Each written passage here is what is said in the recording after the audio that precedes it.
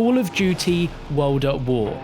It's crazy to say this, but this game is 12 years old this year, and some of you watching this video have probably never played it, but it's easily one of my favorite Call of Duty games for so many reasons. I'm sure a lot of you guys will agree with me here that you hold this game in high regard, and you would love to see a Call of Duty World at War remaster. Now, so far in this video, you've been seeing a bit of gameplay from the second level Little Resistance, and this is what it currently looks like. It doesn't look bad by any means, but you can definitely tell it's dated. But imagine how much better this would look as a full-fledged 4K remaster, complete with updated graphics, maps, gameplay, and UI. Well, what if I said we can get a small glimpse into what a remaster of this game could look like? And thanks to an amazing 4K reshade texture pack, we can now flip the game from looking like this to now looking like this. Instantly, you can see that there is so much more vibrancy and life to the way that this game looks, with those deep HDR colors, grittier textures, just giving it a more round, realistic feel. And imagine this, but then multiply that by 5, where we have full 4K textures,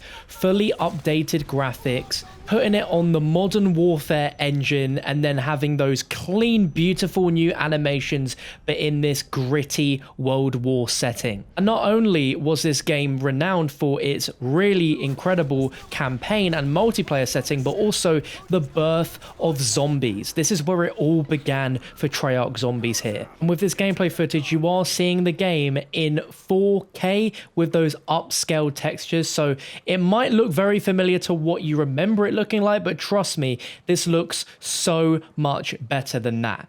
Now, this is really interesting that I bring this up because I know I would love to see a World at War remastered, and I'm sure a lot of you guys would love to see it as well. And seeing this texture pack, I thought, you know what? Let me show you what this game looks like when it is cranked up to the max with these 4K up-res textures, and talk to you about the prospect of it because it is really exciting. Looking at the current climate of first-person shooter games, and especially Call of Duty with its settings, what sort of setting resonates well with people right now? Well, we've got Modern Warfare, and I'm definitely really enjoying going back to that space, and I'm sure you guys are loving it as well. And I'd very much like Infinity Ward to keep within that time frame because it works so well. You can just tell that it's something that they are very suited to making. But Treyarch, I've always believed they've been really good at making games that are set in the past rather than just focusing solely on current day or future. This was the last Call of Duty game set in a World War setting until very, very recently, with about a 10-year gap. And as much as I appreciate what Sledgehammer did with that time setting,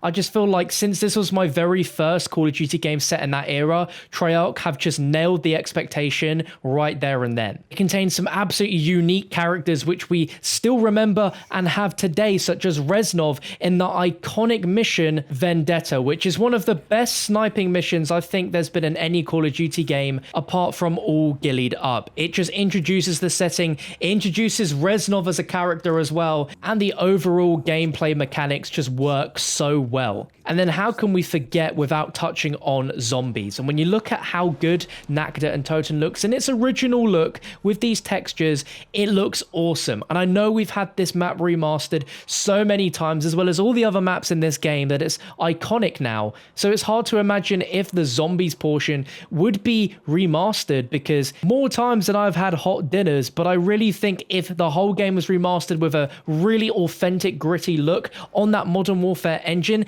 it would be a great excuse to jump on and play these classic maps again. And multiplayer was pretty tight as well, with some very big maps, as well as being able to control tanks on some of them, as well as the classic 3-5-7 streaks of the recon plane, the missile, and of course the dogs. There's some absolute classic maps which I would love to see return, as I don't think we've seen many maps from World at War actually get remastered in any of the Black Ops games. You've got some iconic maps like Castle, Macon, Airfield, Asylum, which are all both Nakda and Toten and Verrückt, Courtyard that was remade in Black Ops 2, and other maps like Cliffside, just to name a few. Now, some parts of the multiplayer were a little bit broken, I'm looking at you MP40, but a few tweaks and changes here and there and bringing back some of these classic maps could actually make a remaster of the multiplayer a very, very fun thing.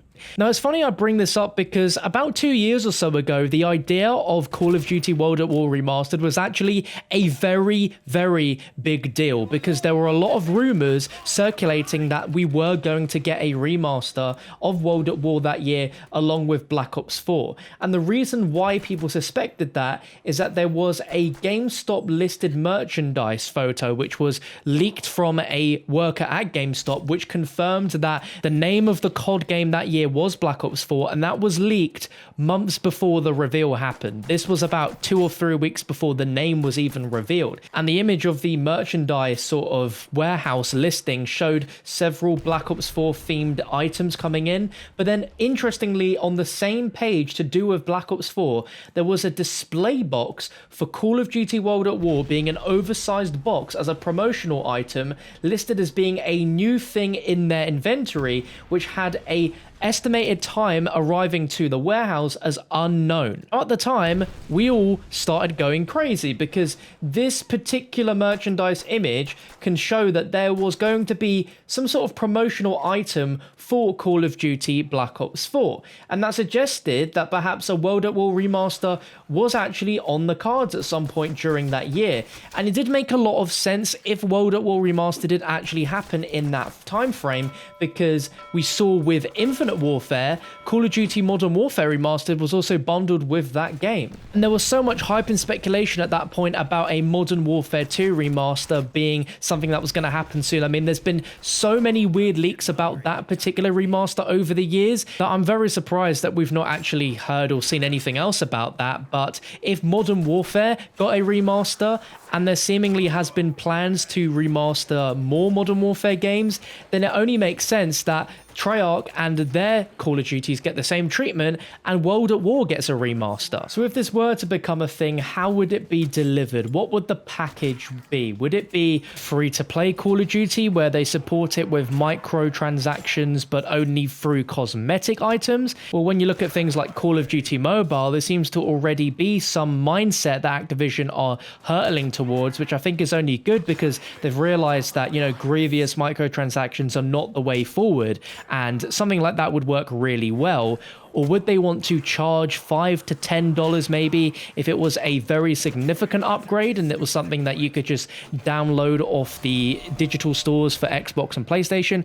Possibly, but a more likely way that they could do this is if they bundled it with special editions of the next Treyarch game. If they wanted to go down the route exactly like Modern Warfare Remastered went, where if you bought a certain edition of this year's game, you'd also get World at War Remastered included, I think that would be quite a nice surprise and something which people wouldn't expect. But then you've also got to balance it with looking at how popular this remaster would be when you look at the differences in popularity between World at War, the fact that it was kind of like a one-off game. It is part of the Black Ops series, but because it's not got that name, it instantly already has a little bit more work needed than the name of Modern Warfare 1, 2 and 3. I mean, if you look at this year's Call of Duty game, which has been rumored to be Black Ops 5 being produced by Treyarch, if they wanted to go ahead and reboot the Black Ops franchise, then the whole story began with Black Ops 1, which was a continuation from the World at War campaign, where we had characters like Reznov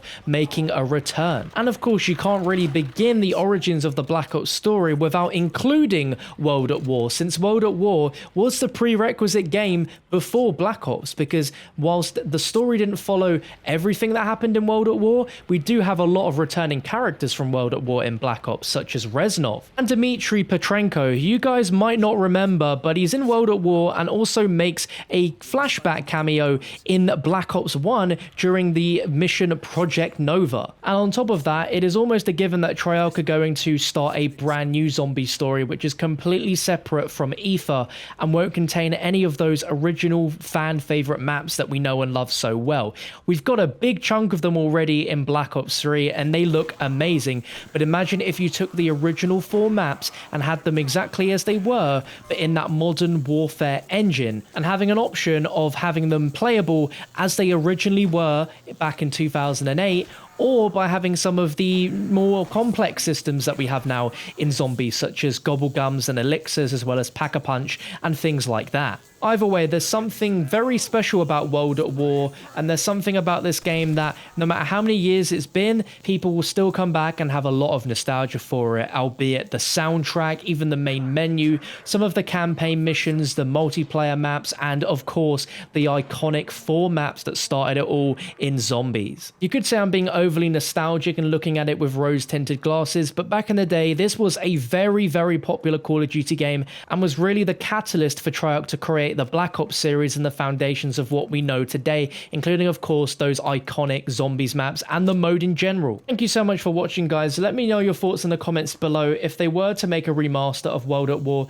what would you leave in? What would you take out? What would you improve? Let me know down below. This game really started everything for my YouTube journey, so I got that to thank, and also for you guys as well for continuously watching my videos and supporting my content. It's really appreciated. You can check out more videos on your screen right now, but thank you for watching. Subscribe, like, and I'll see you in the next one.